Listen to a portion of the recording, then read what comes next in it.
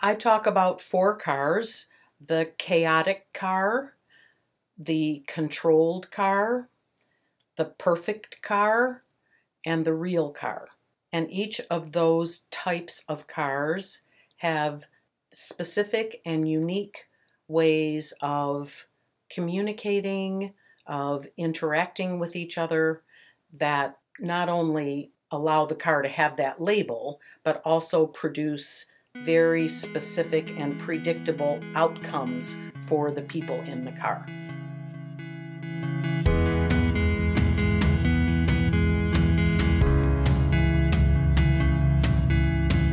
Welcome to the third episode of What Drives You, a podcast with Ellen Shute, LMSW, who is an adjunct professor at the University of Michigan and has been working with family systems since 1991. She's also the founder of Empowerment Partners, a counseling and consultation firm in Michigan. I'm Tolly Taylor, a reporter here in Ann Arbor, Michigan, and the topic today is relational environments. It sounds like there are a lot of different types of cars that you encounter in your work, Ellen. Yes, lots of types. There's lots of people in the cars, and each person has their place in the car, and each person has their role in the car, and each car has its own very distinct and unique relational style. So how the people in the car actually interact with each other. And what we know about that relational style is that it is key in producing the atmosphere in the car, as well as in the actual development of the children in the car in terms of how they think about themselves, how they see and experience other people, how they learn to be a relational person. And so there are some major styles of that communication that I'd like to highlight, not as necessarily distinct categories, but as understanding that different families have different ways of communicating with each other, and that it's very impactful on everyone in the car.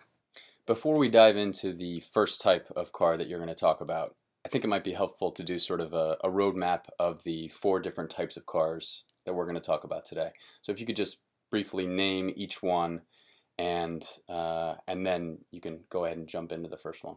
Great.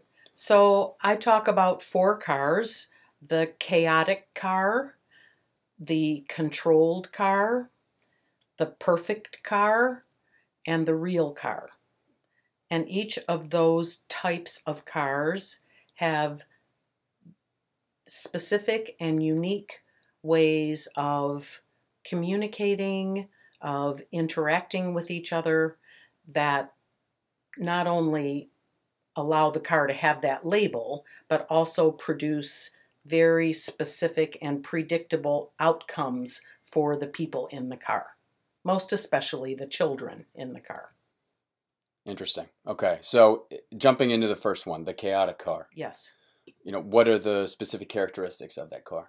So in a chaotic car, no one is ever really in the driver's seat. There's no one in this car that everyone in the car can count on to help them move forward, to help them deal with life. Sometimes it might be one of the parents, sometimes it might be another one of the parents, sometimes it might be one of the siblings in the car. But in the chaotic car, there's no real leadership. And what leadership does for a car generally is create a semi-dependable structure in the car so that people in the car have a sense of what's going to happen and how it's going to happen. And that actually helps us psychologically as we grow up. In the chaotic car, there really is no structure that allows people to feel that safety. And so what happens for people who live in a chaotic car is that life becomes a series of putting out fires. Everybody gets up today, they go do what they need to do today, they deal with what they have to deal with today, and then they go to sleep, and then they get up tomorrow, and they go through that same process. Except in other types of cars, there's a learning that takes place through that process so that we then maybe do something differently tomorrow or the next day or the next day. In the chaotic car, it's really just about facing whatever I have to face today, kind of burying my head in the sand, not really looking at it, not examining it, not figuring out what we might need to do about it, to change, to learn from it. And then in the chaotic car, tomorrow comes up and it's another day like the previous day. So in my work in families where there is a chaotic car, we could sit and identify things that really might be different in the car. And I generally do that work with the parents. Sometimes the children are there, but usually it's the parents. And we talk about maybe this could be different and you might have a different outcome if this was different.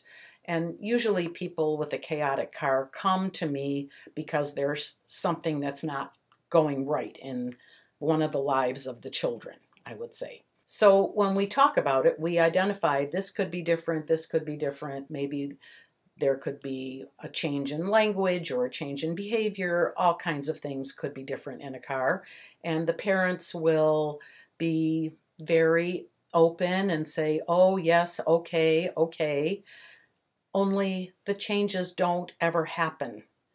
And so there is no follow through, there is no intentional thought through, I should do this, this, and this so that this, and this happens. The reason why that matters so much is because the growing and developing children in the car don't have a role model for tackling something, thinking about it, learning about it, making a plan as to how to move forward. The children in the car have this experience that life is just going to come at me. I'm going to swipe at it however I can and just try to move to the next day.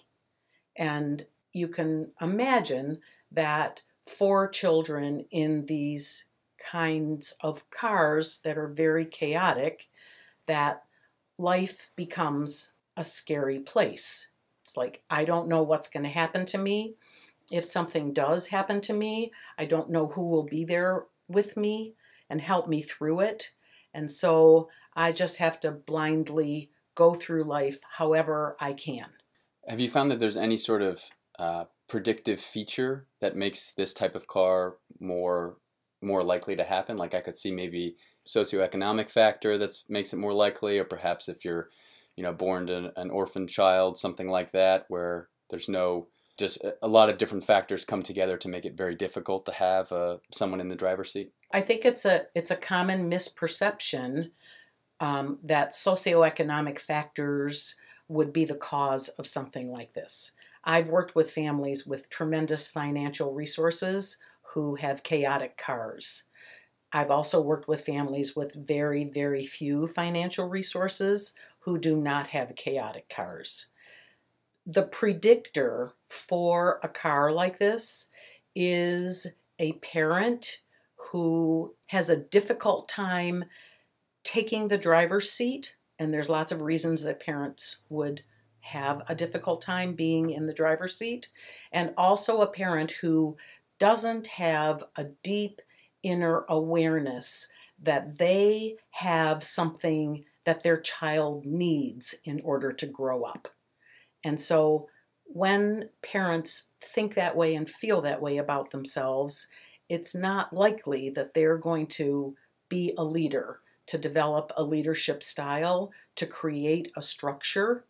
And so then the children are just left on their own to fend for things.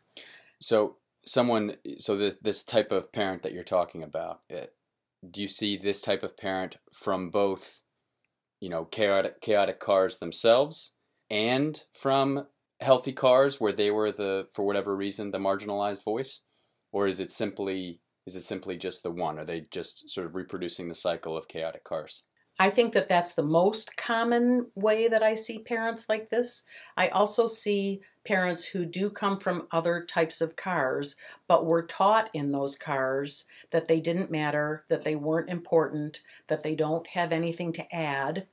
And so then they get into the car that they create, where they need to be part of the leadership of the car, and no one has helped them understand on any level their own potential leadership qualities. Now, I think many young parents getting in a car don't realize their own leadership qualities in terms of how to be a parent, and I think that's a big part of the growing process of what happens in a car. But in chaotic cars, when the car starts to become chaotic, the parents generally tune it out.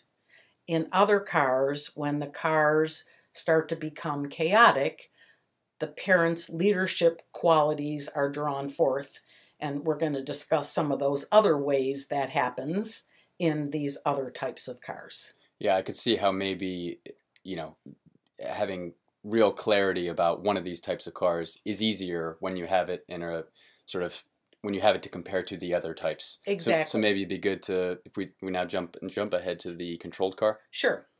Okay. I also want to say before we talk about the controlled car that these levels are not absolute, and many families move back and forth between these levels and are at one level in certain situations and at other levels in other situations. So it isn't an either or kind of thing.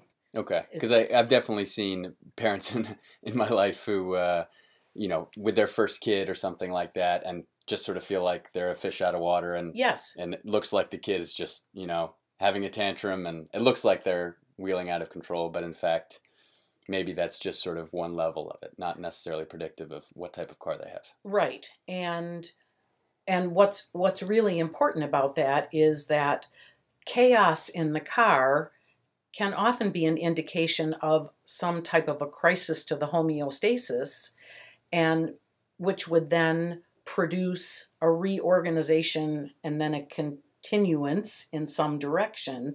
That's what we want to happen. Right. So it isn't the chaos in the car that's bad. It's when chaos really is in the driver's seat of the car. Okay, I like that. I think that's a good image to have. That helps me understand it better. Okay. So the next type of car that I talk about is sort of at the other end of the spectrum from the chaotic car, and I call this the controlled car. And these are cars where someone or something dictates what happens in the car at all times.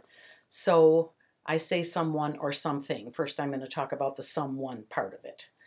Some cars have a dictator, a person who takes it on as their job to feel that they're going to control the minds, the behaviors, the feelings of every person in this car because they think they know what's best for everyone. And everyone in the car follows along with what the dictator requires of them because intrinsic to a controlled car is fear, because people are afraid not to. So when I was growing up, that little girl in the back seat felt like she was in a controlled car, that mom and dad had their roles to play, that I was in the back seat, and that there was no option for me to create a crisis, to do anything other than change the rules. I went along with it. So to me, that felt like a controlled car. And you talked about how, everyone in the car can view the car differently. Any guess to how your mom or stepfather would have viewed the car themselves? Right. So my mom had no clue that this was a controlled car. She grew up in a highly, highly controlled car, as she described it to me. And her belief about our car was that it was nice and peaceful and nobody seemed upset in it. And that's what she was looking for, because her controlled car was a screaming and yelling controlled car. And this controlled car that I'm describing was a very quiet, controlled car. So for her, that meant she was doing something right. She didn't understand it as control or understand that I was afraid to break the control. I see. Right. So really it's different shades of gray, but she sees that as night and day difference. She sees that as a big difference. Exactly. And when I became a teenager, I began to talk to my father about what's going on here. Like, she's hard, she's difficult. And he minimized that. He said to me, oh, it's just your mother and that's how she does things. And so nobody in my car understood that this was a controlled car. He was extremely controlled by her, but it didn't feel like that to him. He thought he was being this benevolent person who was taking care of her. So yeah, okay. So that can have very different. It can be perceived in very different ways. Right. Yeah. So that controlled car was a quietly controlled car. I've worked with many families where the controlled car is a noisy, yelling car, and that the threats of the noise and the yelling are what is used as controlling techniques. I've worked in my career with many families where there is domestic abuse or domestic violence. These are controlled cars where one person is in control and everyone else's job is to simply comply and do whatever that one person wants because they feel afraid not to. Right. And in many controlled cars, that fear is never spoken about, never discussed, never validated for the children who live in it. So kids grow up in fear. They can't talk about it with anyone. And it makes things very difficult for them. Okay, so just because I think it's helpful for me to think about it in regards to who is in the driver's seat. In the chaotic car, it's chaos. In the controlled car, it's a dictator in some form. Yes. Okay. Yes, and in a controlled car also, there may be an issue that's in the driver's seat that is controlling everybody else. Okay, so tell me more about that. So in some controlled cars, one of the parents may have a significant chronic illness that determines what goes on for everyone in that car, one way or another. That we might like to talk a certain way or do things a certain way, but mom's not doing well today or dad's not doing well today. And so we have to then morph ourselves into what the car needs of us. Because again, this is a controlled car where we're not going to talk about how we really feel. We're just going to go along with what we sense are the needs of the car. Okay, yeah, I could see how that would be really restrictive in terms of how the different family members act. And right, everyone's very concerned for that issue. The main rule of the car is that we have to take care of this person with their problem. And that then becomes what everybody conforms to. And another type of conformity is then this third car, this perfect car. Is that right? Right. The perfect car is the car that everyone in the car knows that they need to look a certain way, act a certain way, dress a certain way, take a certain route in their life. They need to go to school, they need to get specific grades, they need to take these particular extracurricular things. There's no question. I talk about the perfect car as the car of shoulds. And so what rules the perfect car is that car's idea of what is right, and everyone in the car tries to do and be what is right, because in the perfect car, that's how you receive love and attention. Yeah, the example that jumps to mind for me here, and I think this popped up in a lot of different ways in my mother's family growing up, but I talked before about my grandpa, who was very much the patriarch of the family, and he was a great man in a lot of ways, but the way that he lived his life was often through shoulds, and that was how he brought up his children, from what I understand. A major way that, one of the things that we now joke about when we talk about him is, he would come into the room and say, "Who doesn't want to go for a walk today?" Right. And so, I've talked about this with my mom so many times. The way that he chooses to phrase that, it's said in sort of a funny way, right? It brings a smile to your face. But what it's asking is you to identify yourself if you're going to go against the group, right? Exactly. The group wants to go for a walk. Well, you should go for a walk. Right. Going for a walk is the right thing to do. Exactly. You should go for a walk with, from his perspective, you should go for a walk with your father. Who is going to identify themselves and say that they don't want to go for a walk? That's correct. So, yeah, that example, it just seems like a crystal clear example of this perfect car. Right. So my car that I grew up in was a controlled car, but even more than that, I believe that it was trying to be a perfect car. I see. So there can be shades of each one of these. There can be mixes and different proportions. Okay. Absolutely. The emphasis on how we looked, on what we wore, on body size and shape, on presentation, on what other people thought of us was really what drove our perfect car.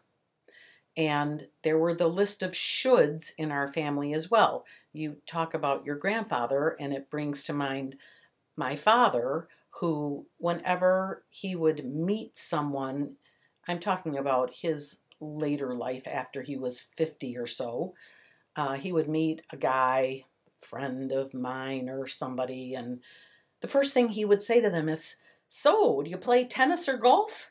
As if, well, that's just what everybody does. Right. One should play tennis or golf. And if the person said no, then he said, "Well, what do you do with yourself?" Okay? Yeah. It wasn't just that he enjoyed tennis and golf. It wasn't just that tennis and golf might be lovely things. It was that this is what you are supposed to do. And so when you grow up in a car like that, the real tragic ramification of that is you never know how you really feel or think about everything. Because in order to feel loved or lovable, you are just trying to conform in the best way you can. And I'm sure you can imagine that lots and lots of people, maybe the majority, have a hard time feeling like they're conforming. They feel less than. I don't look good enough. I'm overweight. I don't like tennis.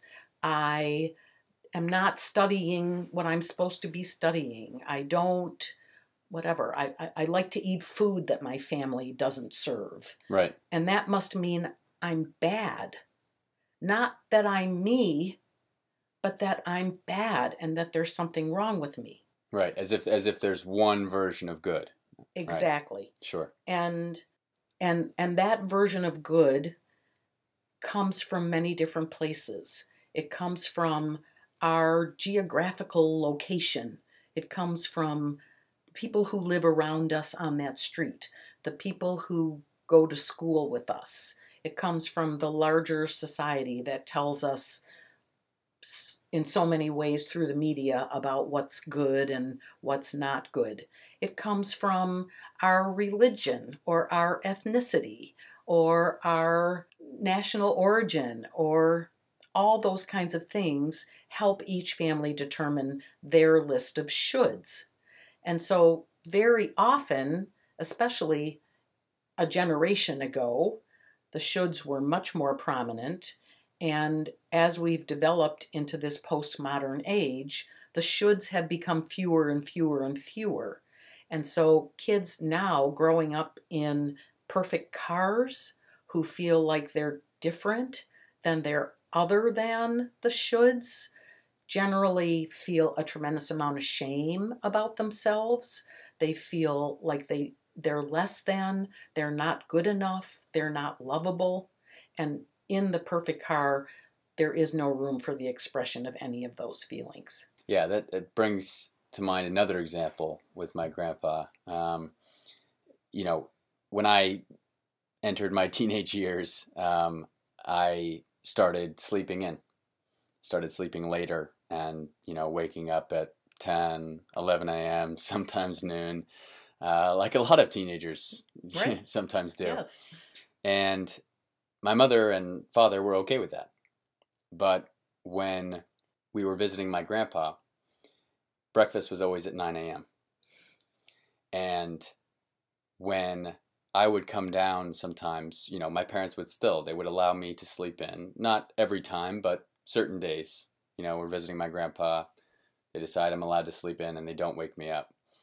And if I come down, I mean, it could even be at 9:45, or 9:30, just a little bit after breakfast. His way of signaling that the should was not being met was by saying, "Good afternoon." And that was his, and that would bring a sort of chuckle to me, right? I thought that was funny. Be like, roll my eyes and say, "Good afternoon, Grandpa." But the signal from him was pretty clear. And what I didn't know until later was that sometimes he would then turn to my mother behind, when I wasn't there and say, "Why are you letting Tolly come down so late? Why are you letting him arrive after breakfast starts?" So those shoulds were not being met, and that was his little signal, "Good afternoon." But even though it was funny in the moment, those little shoulds were clear. He would wanted to make them known, and he often did. And imagine if that was your full diet, if that's all you got all day, every day, that somehow you're not following the rules, you don't fit in, you're not doing what you're supposed to, when what you're doing isn't really bad, it just isn't what you should. Right. And so I work with lots and lots of people now who grew up in should homes who suffer as adults because they don't really know how they think or feel about anything. I have a client who has to choose between two job possibilities, and this is a woman in her 40s, and she said to me, "I don't know how to choose. I don't know what will be better for me." And it is because she was never allowed to develop the ability to choose, to think through, to process, to make sense of something, to see the pros and cons of anything. It was her entire life was about fitting in. That makes a lot of sense. So, looking over these first three versions of the car that we've talked about so far, the chaotic car, the controlled car, and the perfect car, are there any sort of typical things that you see just sort of manifesting themselves in daily life? Does one specific type of car have more trouble with their careers? Does one have more trouble with some other realm of life? I mean, what's interesting or what's unique about them? So kids from a chaotic car have a very, very hard time setting goals for themselves, overcoming obstacles. When they come up to an obstacle, they don't see it as something to be figured out or learned from. So they give up on themselves easily. They self-sabotage a lot in their adult lives because no one has ever taught them what I believe is one of the most important parent teachings, which is that bad things happen and then we figure out how to get through it and how to keep going. But in the chaotic car, that doesn't happen. So these kinds of people, they may be very friendly and they may be nice and they may be smart and they may be good in specific areas, but they very often have a hard time setting a goal for themselves, creating a long-term plan, overcoming certain obstacles are difficult for them, and so they find themselves failing, sort of, and that's just who they are. Yes. And what about the controlled car and the perfect car? So people from a controlled car tend to go in two directions. Oftentimes, people who are in a controlled car rebel and their life is just about being anything but how their car wanted them to be, because when they finally have the freedom to be whoever they want, they know they don't want that. I said that about myself in the last episode. Either they rebel and do something different. Doesn't have to be bad. It just is going to be different. But other people in a controlled car oftentimes create controlled cars because they think that this is how you move forward. These are parents that are highly critical of their children. Sit up straight, eat right. Don't eat you can't have dessert before you have this. Kind of like that type of control and order is actually anxiety reducing for a lot of people. And so they try to create it for themselves. The thing that suffers in the controlled car and the chaotic car and the perfect car is the expression of feelings. I'll get right. to that. The emotional mess that you talked about being so healthy in the last episode. Yes, exactly. Right. In the perfect car, we have people like I just described that don't really know what they think or feel, that they've always just tried to fit in and fit in and fit in. So for some people, that lasts forever for them. For other people, they're able to take in more of the freedom. Many of the families that I work with are perfect cars until one of their children brings home someone that the parents hadn't intended for them to. That becomes then a crisis to the homeostatic state. In some cars, it might be someone of a different religion. In other cars, it might be someone with a more fluid gender identity. And the parents then, and the car, and the homeostasis have to change. In perfect cars, what happens is that the person is excluded and the homeostatic perfect car continues on. Without them. Without them, Right. yes. Okay, well, so I think this is a good foundation to then jump to the real car. In the real car, there is a firm but flexible structure. The reason why firm is important is because children in the car need to know that there are rules that they have to learn to follow in life. And all of us have to follow rules in life. None of us live a life where we don't have to go along with rules at some point. But the thing about the real car is that firm structure is flexible. The structure flexes according to the needs of each person, which is different than the controlled car where the structure is created by a person who thinks that they know best for everyone. In the real car, the flexibility is, well, we think this structure is going to work. Let's see how it goes. Right. And we can be open to changing the structure. So we have a 12 o'clock curfew in our house, but on the night of homecoming or the big dance, we could change our structure so that you can be out with your friends and enjoy a time past your normal curfew. Right, no longer living by shoulds or anything like that. There's exactly. No one truth. Yes, there's no one truth.